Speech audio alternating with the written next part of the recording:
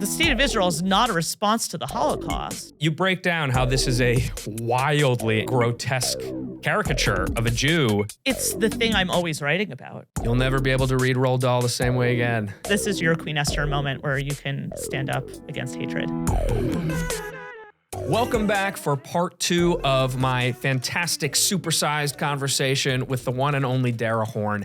If you haven't listened to part 1 yet, hit pause on this, jump back to last week, get yourself caught up, and then rejoin us. In the meantime, we're going to get started. Dara, one more big concept from People of Dead Jews that I want to talk about is Merchant of Venice, which you get into. And as an actor, an English major, this really hit home for me. Basically, you break down how this is a wildly anti-Semitic, grotesque caricature of a Jew with no redeeming qualities, whose downfall is celebrated, whose daughter abandons her Judaism to marry a Christian and run away. And it's so widely performed, so widely regarded, entirely unquestioned. Like, why is your book the first time I'm hearing anybody talk about this? You know, look, in the book I write about listening to a BBC production of this in the car with my then 10-year-old son, which was this sort of amazing thing where I realized, like, how much gaslighting there is around that play, right? How you're supposed to regard it as this, like, you know, amazing moment of humanity because Shylock has this monologue that's like, I am a Jew, hath not a Jew eyes, organs, dimensions, you know, if you prick us, do we not bleed? And it's like, look, this is this amazing show of this person's humanity. And my 10-year-old son, I love this. You know, got to the, I mean, like, we're listening to this play and it's just like, you know, horror show, anti-Semitic caricatures and stereotypes that this 10-year-old can't miss. Right. From, as you say, Shakespeare, who likely had never met a Jew in his life. Of course, right. Yeah, I mean, although, you know, look, there was this, you know, anti-Semitic scandal about this, this doctor. Plucked it from the news. Yes, right. I mean, because there was a converted Portuguese Jewish doctor who was the physician to Queen Elizabeth I, and he was accused of poisoning her, and he was executed by, like, crowds shouting, hang the Jew. And that was the big news story, like, right before Shakespeare wrote this play. So, I remember listening in the car with my 10-year-old son to this, you know, that monologue. And he says to me, he's like, wait, you fell for that?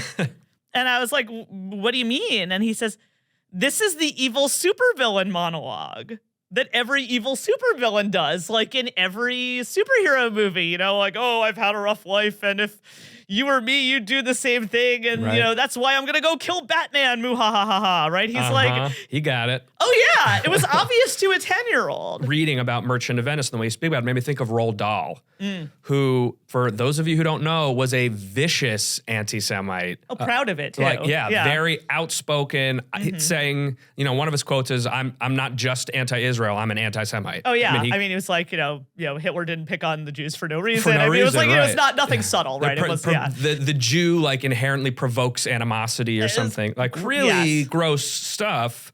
And, you know, to quote Michael Solomonov, who we had on this show once, where's the fucking outrage? Do you think it comes from, just as we were saying earlier, like a total lack of awareness and ignorance? Or is there some sort of nefariousness underneath this? I wrote a piece about Roald Dahl for a few years ago for Jewish Review of Books. I wrote it when there was yet another movie production of the book The Witches that came out. The Witches is this book about, you know, that it's basically saying that there's this, like, group of what appear to be women who are actually witches who are trying to eat children. It's like, you know, they have big noses and, you know, they're bald and they wear wigs, which is like, you know, that's actually a practice in some Hasidic communities where women cover their hair. And then there's like this, like, devilish thing where, you know, they have hooves instead of feet, right? I mean, it's like, it goes straight to this, you know, they could smell children and they're hunting you down. It gets worse than that, though. Then they print their own money. I could not make this up. They print their own money. Then there's, like, the Grand High Witch holds these, like, meetings of the Grand High Witches of all the world. And it's like, it's straight out of the Protocols of the Elders of Zion. And then you meet the Grand High Witch. I could not make this up. She has a Yiddish accent. In the book? In the book. Huh. Yeah. She has a Yiddish accent. She's printing her own money. And they're talking about how they want to kill children. Right. It's like a straight up medieval blood libel. And I'm just, like, reading this to, like, you know, at the time, my 8-year-old, and I'm just like, this is disturbing. Yeah. You know, I mean, and it's like, there's this deep sadism in his work that, I mean, it's part and parcel of this because that's what this is about. I mean, this is about sadism. You'll never be able to read Roald Dahl the same way again. Okay, so now I want to get a little into you, Dara, the person. Your mother was also an academic, English teacher with a PhD in Jewish studies. How influential was she on the path that your life has taken? Dramatically. Yeah, I would imagine. Yeah. So, it's funny because my mother grew up in a family that was fairly assimilated in a lot of ways.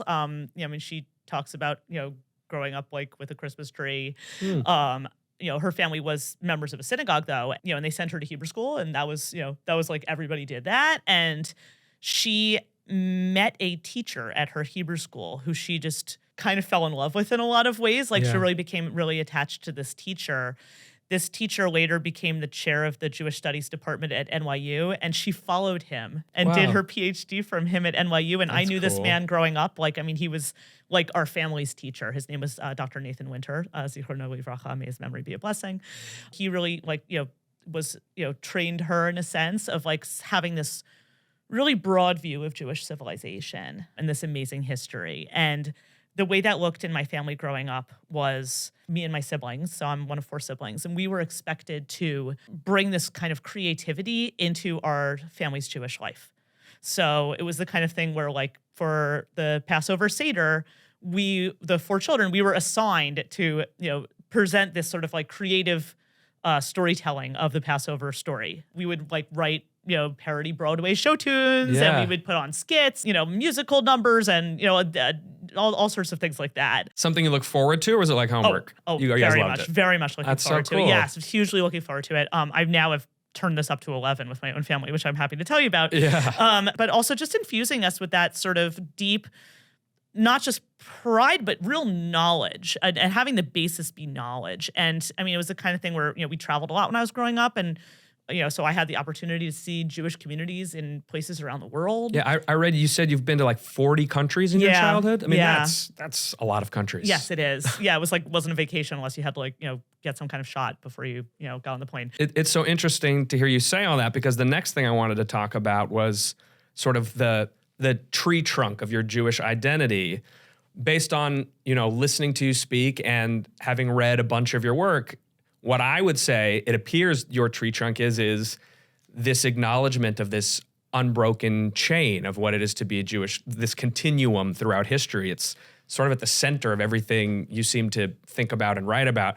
Is that an accurate assessment? Yes. It's at the center of who I am. It mostly comes from my family, obviously. Yeah. My parents, in addition to sort of just the way they've educated us, and my mother being, having this academic background. And my father was like a person who was like, minionaire. He's like, the guy who's there like a weekday minion. He's that guy. Yeah. My mother ran the adult education programs, and, she also had other roles. For me, this also overlapped with my identity as a writer, because as a writer, I was motivated by what I've thought about as the problem of time. Yeah. My motivation as a writer didn't come from like, I want to make up stories. I would get to bed at the end of the day and I'm like, this day that just happened isn't here anymore. Where did it go? And wanting to have some kind of access to the past and looking for this sort of place in a historical continuum in a country that we live in that frankly is like kind of pushing against that instinct. We like to think of ourselves as always, as Americans, as like, always looking forward, and there's not this sort of obsession with the past as much. And in Jewish life, I saw this sort of, first of all, obsession with text, which was great for me as a writer. So, I mean, that was another place. I mean, like literally we're in a tradition where people kiss books. Right. People dance with books, people kiss books. So, like, I mean, this is like a real great place to be as a writer. Yeah. But also this problem of time, right, is kind of, I wouldn't say it's solved by Jewish life, but this idea of what do we do living as mortals in a world that outlasts us? Like, what is our role in that? And how do we sort of access this like longer continuum of human life? There's this attitude in Jewish tradition that, the past is always present. Right. And you see that like at, the Seder, right? Like whereas, every generation you see yourself as if you personally came out of Egypt. We all were standing at Sinai. Like this really resonated with me. Do you still experience that feeling of wanting to hold on to time, that it's, slipping through your grasp, or has that, have you grown out of that, let's say? it's the thing I'm always writing about. Mm-hmm. It's the thing I'm always writing about. I don't experience it. No, not the same way that I did when I was younger. When I was younger, I was like, keeping these obsessive journals and things like that. And I don't do that anymore. As an adult, that's not what's motivating me. I'm thinking more about how to bring that access to the past to a broader audience. Mm-hmm. But that's because I think, I'm in this situation where I'm a public figure writing about these issues. Right. So it's almost like it's been turned inside out for me in a way. Cool. You won a trip to Israel and Poland to go on March of the Living as a 14-year-old and wrote an article with your journal excerpts that was nominated for a national magazine award. So you were already overachieving at 14 years old. That's a deep cut. I'm very impressed. Yeah. What did you have to say about your experience in Israel and Poland that, clearly resonated so much with people? I mean, it's so funny because now I look back at this and this is sort of the beginning of People Love Dead Jews, which at the time, it's funny because that trip March of the Living is very much doing that kind of juxtaposition of like the Holocaust and Israel, and in a way that it does show you how we're continuing on. Yes, it does. It is framed around the Holocaust and Israel as a response to the Holocaust in a way that I, as an adult, don't really see it that way. Mm-hmm. The problem with that is that the state of Israel is not a response to the Holocaust. Right. This isn't like, a consolation prize from the UN, right. for like, sorry about the Holocaust. It's just like, it doesn't make any sense to think of it that way because that's not what happened. Do you think from the minds of the UN, it was a little bit of that? I think it's not like, the world felt bad for the Jews after the Holocaust. No, I mean, it's definitely framed that way. No, I think it's that there's this refugee crisis. We got to stick them after the Holocaust. And guess what? Nobody wants those people. Right. Nobody wants those people. Guess why nobody wants those people? Same reason they didn't want them in 1935. You see what I'm saying? Yeah. So this idea that this was like, yay, consolation prize, hooray, you earned, we're giving you a state. First of all, like thinking of it that way undermines the entire, 50 plus years of the modern Zionist movement that built all these institutions without having a state. Mm-hmm. Right. And also building on, ancient Jewish communities that had been there for thousands of years. And so there always were immigrations to the land of Israel whenever it was possible. I mean, why do you think there was this whole, Jewish community in Sfat in the, 1400s, right? I mean, how were they there if there were, people just showed up after the Holocaust? Like, no, that's not, there were, right. like the Jewish community in Hebron, right? I mean, these were Jewish community in Jerusalem. I mean, these were, ancient communities. I see those issues differently now than I did when I was much younger. What that trip really did was, for me, it was this access point to this broader historical consciousness. And it was the beginning of me becoming curious about what was lost in this European Jewish civilization. And it was also the beginning of me becoming curious about what is the real essence of Israeli culture and civilization. And if I hadn't gone on that trip at that time, I don't know that I would have pursued what I pursued academically in terms of Hebrew and Yiddish literature. Interesting. Look, that piece got a lot of attention. As you said, it was nominated for a National Magazine Award. That was, the beginning of me writing for a broader audience because, that sort of gave me an opportunity to write for a lot of different places. But it always was a little uncomfortable, right? Because, I'm writing about the Holocaust. And I remember feeling a little bit uncomfortable about the fact that this was sort of the topic that had brought me these opportunities. And I remember sort of trying to write about that problem a few years later, like when I was, maybe beginning of college, I remember like sitting and trying to write an essay about why there was something a little bit off about this. Just like feeling a little icky that you're getting recognition. I don't know about icky, but just not icky, but sort of feeling like, not that there's something wrong with this, but that there's something missing. And not really understanding how to articulate it and trying. And I remember that was one of the few times in my life where I started writing something and I'm like, this is too hard. I can't do it. And I abandoned it. And I didn't even think about it again until I was in my 40s and I was writing People Love Dead Jews. Wow. And basically People Love Dead Jews is that essay. That's so interesting. Yeah, that I didn't write after writing that piece. Your first novel in 2002, In the Image, National Jewish Book Award winner. And this one does deal with the Holocaust. A little bit. A little bit? A little bit, yes. There's a character who's a European Jewish refugee. Right. We now call those people Holocaust survivors, but that's only because there are so few Holocaust survivors that the bar keeps dropping for what we consider a Holocaust survivor. Like now, if you left Europe before being put in a concentration camp, you count as a survivor. Right. Yeah. When I was growing up, that wasn't true. We called those people refugees. Interesting. Yeah. In fact, people were even reluctant to call themselves survivors if they hadn't been in a concentration camp when I was growing up. I understand that. Yeah. Like my husband's grandparents, we now would call survivors. They never would have called themselves that way because they're like, well, I was never in a concentration camp because they were in hiding. But those people didn't call themselves survivors. Interesting. All Other Nights, Civil War period, not one usually associated with Jews. It's No. like never. I love the Civil War time. I've read so much about it. I find it such a fascinating time. What drew you to tell that story? It's funny because I was drawn to write that story because of how polarized America in general and the American Jewish community I felt had become. Which This to came me, out in 2009? Yeah, I know. It's like, how hilarious is this, right? That I was just- like, wow, look how polarized we are in 2009. Right. The Jewish community in the United States in 1860, it's obviously a much smaller community. It was like 150,000 Jews, but largest community, not surprising at that time, was in New York City. Second largest community was in New Orleans. Interesting. But what was interesting to me was that there were all the national churches, for example, a lot of those churches divided when the South seceded. So even today, there's Southern Baptists, Southern Methodists. Right. That's left over from a schism in those national governing bodies of those churches from Sure. 1860, right? There were national Jewish groups in 1860, like B'nai B'rith already existed. There are a couple others that don't exist today. None of them split in 1860. And part of it's because the community is pretty small, but also it's because Jewish community at that time was actually more similar to 21st century Jews in that, and less similar to their neighbors in that there's a very mobile community. They mostly weren't farmers. They mostly were, merchants and, other people who were part of merchant networks. They had family members in different parts of the country. So most Americans, when the country split, they didn't know people on the other side of the line, and the Jews usually did. Something very weird happens when you publish a book about the Civil War, which is that people show up to your book events in costume.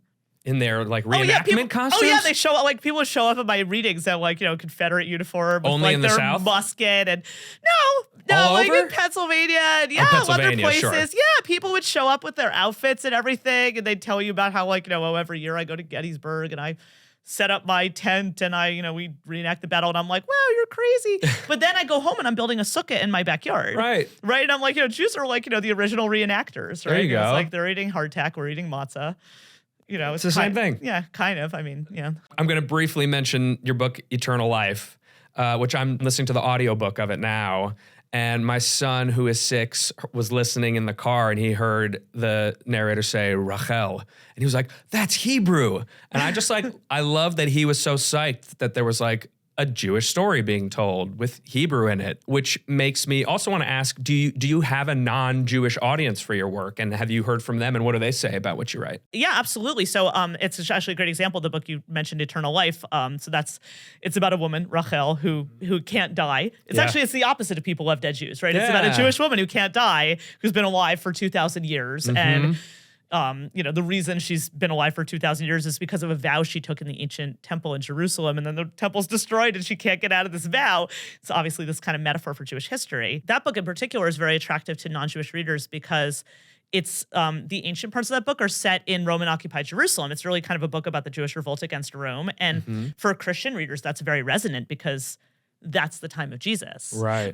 It's funny, actually, I have the editor of that book. She is not Jewish. And I remember editing that book. There was some minor comment she made about some historical thing. And she's like, this detail felt a little off to me, but of course I know you know much more than I do about the biblical period. And then I hung up the phone, and then a little while later, I'm thinking there's nothing in this book that takes place in the biblical period. And then I realized, wait a minute, for Christians, the Roman-occupied Jerusalem is the biblical period. Right. Right, because that's the Christian Bible is in Right, that setting, that's where right? So we're that's getting very it resonant going. for people. Yeah, so it's Yeah. all my books are written in a way that's accessible to any English language reader. This is the kind of content that I've talked about on the show a lot that I want to see more on screen. Yes. Where it's universally appealing stories, but the characters are Jewish and the themes are Jewish, and you're getting introduced to Jewish people and ideas and culture that way, but the vehicle itself is an entertainment. Yes, of course. Have you ever had anything optioned? Yes, I haven't had anything made. Yeah, we gotta get something made. Although actually, Eternal Life, there is somebody who's super interested in not only optioning that, but wants me to write the screenplay. Cool. Unfortunately, I've had to put a pin in that because my hair is on fire with all of these other things going on. And I'm sort of like, I'm trying to get this nonprofit off the ground. So I'm kind of putting a pin in that for now. So now I want to talk about your latest book, which I have right here, called One Little Goat. This is brand new, just came out. Give me the log line. Let's start there. Sure. It's for young readers, as we say. It's a graphic novel. What does young readers mean? Young readers, according to the publisher, middle grade, which is like 8 to 12. But like, it's very like, it's like grungy, subversive comics. The animation even is. I kind of feel like, honestly, it could be, teenagers also, quite frankly. This is a book about a family at a Passover Seder, where they cannot find their afikomen, which probably listeners to this podcast know what that is. Most of them do. Yeah. So, it's this piece of matzah that you hide during the Seder, and then, the Seder can't end without the afikomen, but this family can't find theirs. And as a result, they're trapped at the Seder for 6 months. Right. And then 6 months in, there's a knock on the door. I mean, and it's like this crazy situation where, their hair's growing long and the food's regenerating on the table. They're driving each other insane. It's a bit of a COVID vibe. Yeah. And then 6 months in, there's a knock on the door. The oldest kid in the family goes to answer the door. It's a talking goat. Who says, I'm the scapegoat. I'm the reason for all your problems. And he says, I can help you find this afikomen. And the kid says, great, where is it? And the goat says, oh, no, not where, when. And he says, while you've been trapped at this Seder during these past 6 months, thousands of years of previous Seders have accumulated underneath your Seder. You now have to travel down into those Seders to find your afikomen. So it becomes this sort of journey through Jewish history. I read it. I loved it. I thought that was really cool. First of all, why'd you write a book for young readers? Why is this the audience? I started it thinking about this graphic novel form and, how fun it would be to do something like that. I sort of had this in the back of my head and, I kind of parked it. And then at some point I was on a road trip with my family and we stopped at some comic book shop and my kids went nuts in this comic book shop. And one of the books they came home with was by this indie cartoonist, Theo Ellsworth, who, now is my collaborator. It was a book of his called Capacity. Just, real thick indie comics volume, really very, very surreal and amazing. And my kids were fighting over this book. And I was like, what is this book that you guys are obsessed with? And I took it and I was just enchanted by his artwork. He's very edgy, kind of subversive things that he does, but he turns abstract ideas into physical things. I was thinking about him and I had this is an idea I've been thinking about since I was a child. Which aspect of it? This idea that when you're sitting at the Seder, at the Passover Seder, you're sitting on top of all of these thousands of previous Seders. Just feeling like this is a moment when you have that access to the past. And so when you talked about, writing for children, there's a lot of this portal fiction for children, right? Where there's like some portal to another world, right? Yeah. Or like whether it's, like Harry Potter, you go through on the 9.5 platform or whatever, yeah. And Narnia, like there's a lot of that kind of stuff where it's like there's some portal from your ordinary life to this like magical world. There's a reason that kids want that, right? I love that stuff. Well, I mean, a lot of people love that stuff, and the reason people love it is because they feel their lives are very confined to where, they feel like their lives are small. Yeah. And children's lives actually are small. And so that's why children crave that like portal.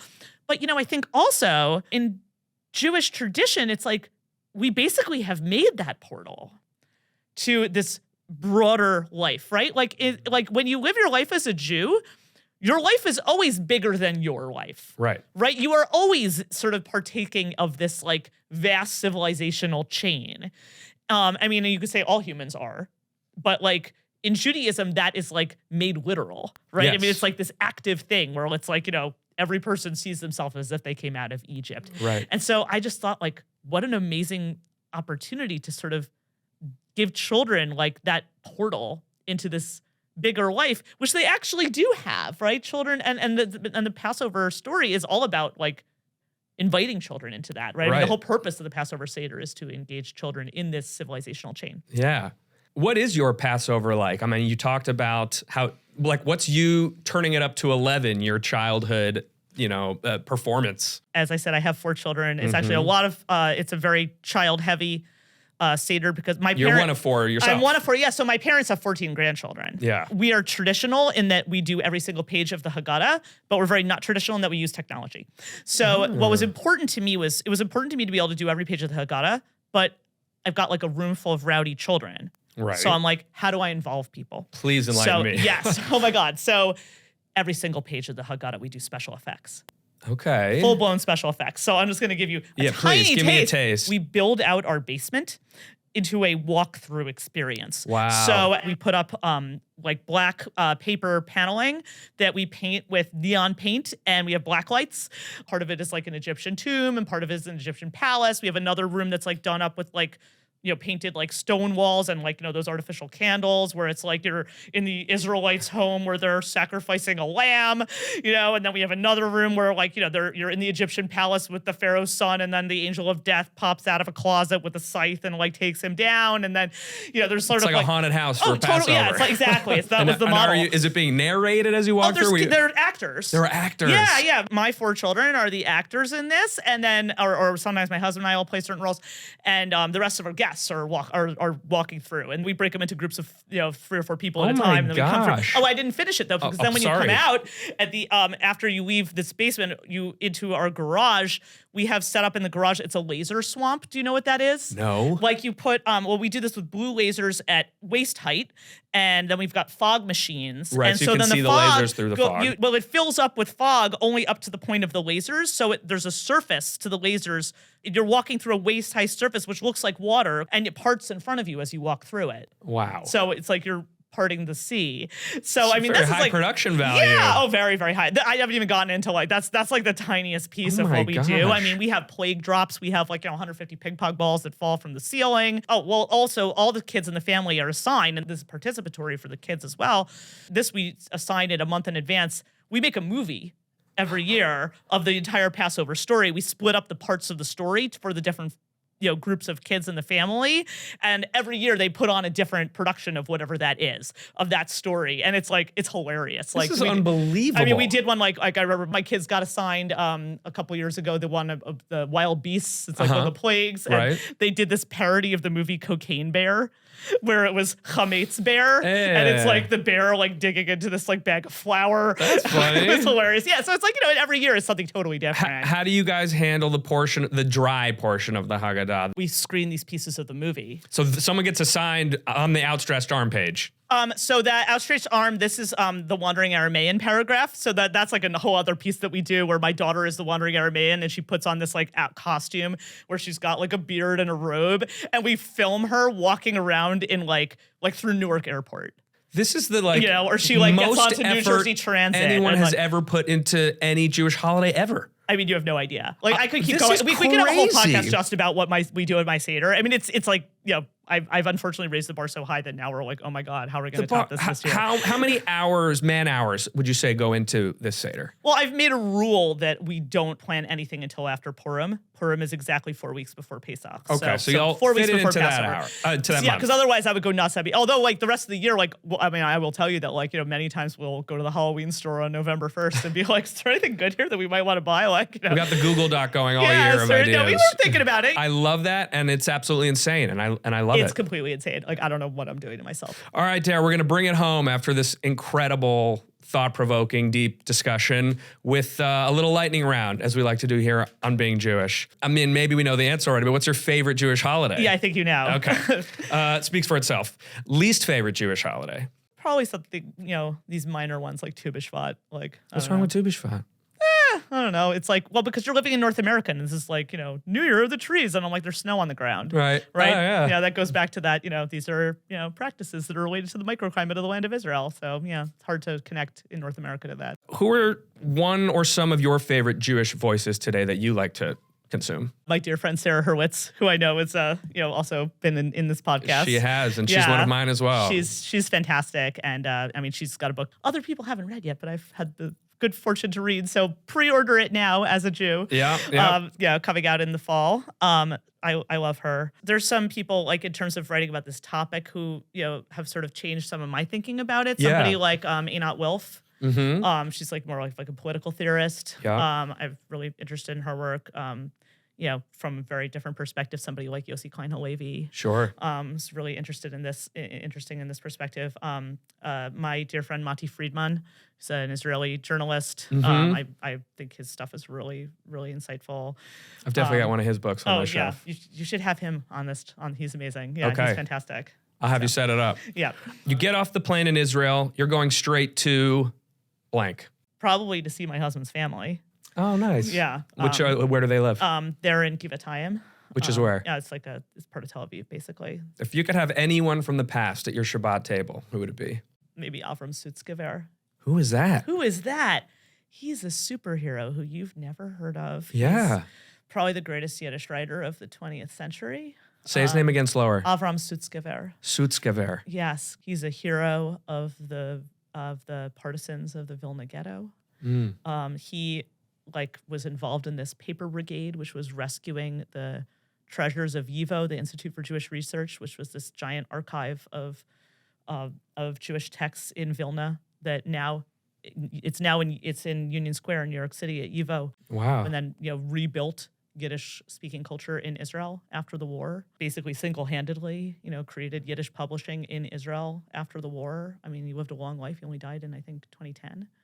Is there anything in English written about him? So there's translations of his. There are actually now, very recently, there's been a bunch of translations of his work. Okay, great. So you can find, his testimony at the Nuremberg trials and his documents from the Vilna Ghetto. Fantastic. But yeah, there's a lot of his poetry is also available in English. Okay, great. If you could live in any other era, which era would it be? Oh, man. They all suck. We're so lucky. Yeah. Good answer. We're so lucky. Great. Yeah. What's your favorite Passover song? Well, I wrote a whole book based on Chad Gadya. I'd say that's probably my favorite too. My family goes in on that one. The truth about Chad Gadya is it probably is just like a drinking song that was imported from something else, and that was sort of there's after 4 cups of wine, there's a bunch of drinking songs at the end of the Haggadah. Right. But there's one interpretation of that song that's about how this is actually a metaphor for Jewish history, because it's one little goat my father bought for 2 zuzim, and then the cat eats the goat and all these other creatures that eat each other and attack each other. That the goat is the Jewish people. My father is God. Mm-hmm. The 2 zuzim that the father buys him for are the 2 tablets of the 10 Commandments. Okay. And then all of these other elements that come in the song, these animals and these things that attack each other, are these empires that conquered the Jewish people over many years. And so it's and I forget the correlation. It's like the cat is, I think, the Babylonians who destroyed the temple. It's like the Babylonians, the Persians, the Greeks, the Romans, it goes up to the last one from, it's probably, I think it's the Crusaders, who massacred Jews in the Rhineland. And then it's, at the end, it's sort of, God kills the angel of death. And it's sort of this this hope for the future that you're going to break through this cycle. That's nice. I'm going to bring that to my Seder. Yeah. Okay, last thing. Can you leave my audience with either some food for thought or some call to action in the Hineni moment that we're in right now? We've been talking a lot about Passover in this conversation because, one little goat. I have a Passover book coming out. Mm-hmm. I've often said to Jewish audiences that I feel like this is a Queen Esther moment for us. If you think about the Purim story is about these Jews in a diaspora community, right, in the Persian Empire. And, there's this, call for the genocide of Jews. Yep. And, at first, Queen Esther is in this position where she has this opportunity to influence the king. And, her uncle Mordecai says to her, you need to act, you need to tell the king, to stop this decree. And she's like, but if I go to the king and uninvited, I could be killed. And that reminds me of that college student who's like, I didn't say anything because, if I would, I might have been doxxed or I might have been, pilloried online. But then he says, maybe this is the reason you became queen, to use your power in this moment. As the Jewish people in the 21st century, this is our Queen Esther moment. And what's funny to me is that when she goes to the king actually turns out to be on her side.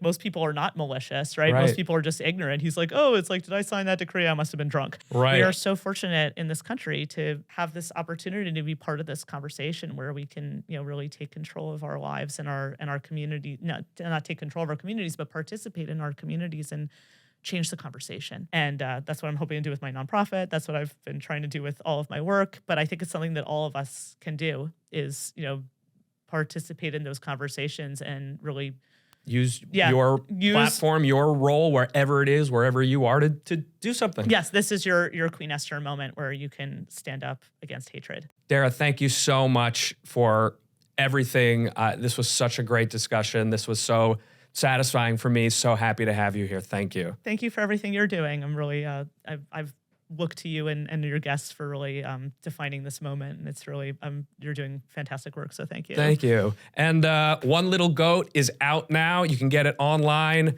Bring it to your Passover Seder. Give it as an Afikomen Finding Prize. It's fantastic. You won't regret it. Dara, thank you so much. Thank you.